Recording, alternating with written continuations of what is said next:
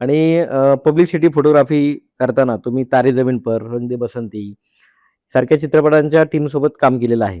त्या सेट्सवरील अनुभव काही होते आम्हाला ऐकायला आवडेल त्याच्यामध्ये. रंग दे बसंती म्हणा किंवा अ, मंगल पांडे म्हणा, हे अतिशय मोठ्या बजेटचे सिनेमे हं, होते. हं, हं. आणि म्हणजे आता अगदी टेक्निकली म्हणायचं झालं तर कसं असतं, की अ, मी आता पावनखिंड शूट केला. हं. तर पावनखिंड शूट करताना मी तो पावनखिंड समीर चंदांनी मला त्यावेळेला रंग दे बसंती असेल किंवा नेताजी सुभाषचंद्र बोस असेल, त्यावेळेला त्यांचे जे विचार होते, ते कायम माझ्या मनावर बिंबवले गेले किंवा श्याम बेनेगल पिरियड सिनेमाबद्दल जे काही म्हणायचे. श्याम बाबूंचं आणि समीर चंदांचं कायम असं म्हणणं असायचं, की तुम्ही जेव्हा पिरियड सिनेमा करता, तेव्हा तुम्ही अ, कमीत कमी लाईटचा वापर करून आणि हो. कमीत कमी टेक्निकचा वापर करून जर ते केले, तर ते जास्त मनाला बघणाऱ्यांच्या मनाला भिडतात. हं.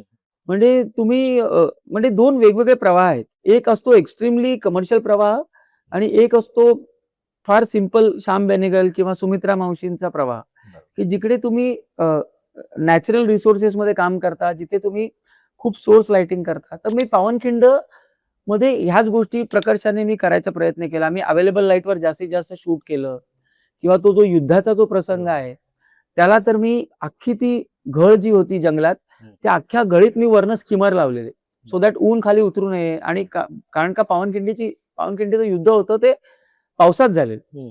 त्याच्यामुळे ढग होते वरती. तर तिकडे ऊन दिसलं असतं तर ती गडबड झाली असती. तर मी अशा काही गोष्टी मी या मोठ्या लोकांकडून शिकलो आणि आता मला म्हणजे चुकीच्या चित्रपटांचं उदाहरण मला द्यायचं नाही. पण जितकं तुम्ही जास्त लाइटिंग कराल, जितकं तुम्ही जास्त भंपक एक कमर्शियलच्या नावावर काहीतरी भंपक चित्र उभं करायला जाल, त्याच्यात काय होतं, की अ, तुमचे कॉस्ट्यूम खोटे वाटायला लागतात. हो, हो. तुमचा सेट खोटा वाटायला लागतो. मेकअप असेल हां, किंवा तुमचा मेकअप गणतो. बरोबर. तर म्हणून ऐतिहासिक चित्रपट हे खूप कमीत कमी नॅचरल रिसोर्सेसमध्ये शूट झाले तर ते जास्त चांगले वाटतात, ते मनाला भिडतात.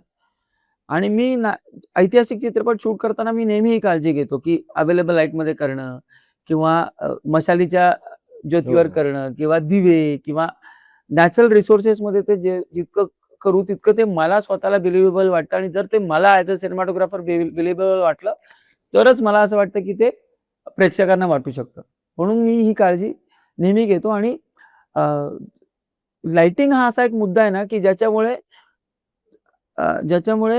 अ, सिनेमॅटोग्राफरची जबाबदारी ऐतिहासिक चित्रपट करताना खूप जास्त असते. कारण का त्या एका लाइटिंग आणि एका टेक्निकल गोष्टींमुळे तुमचं कॉस्ट्यूम डिपार्टमेंट गडबडू शकतं.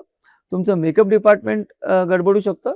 तर म्हणून सिनेमॅटोग्राफी ही ऐतिहासिक चित्रपट करताना ही त्या पद्धतीचीच असावी, असं मला माझ्या अनुभवातून कळलंय आणि मी मोठ्यांकडनं ज्यांचं काम बघितलंय, ज्यांच्याकडनं शिकलोय, त्यांच्याकडनं मला तेच शिकायला मिळालंय.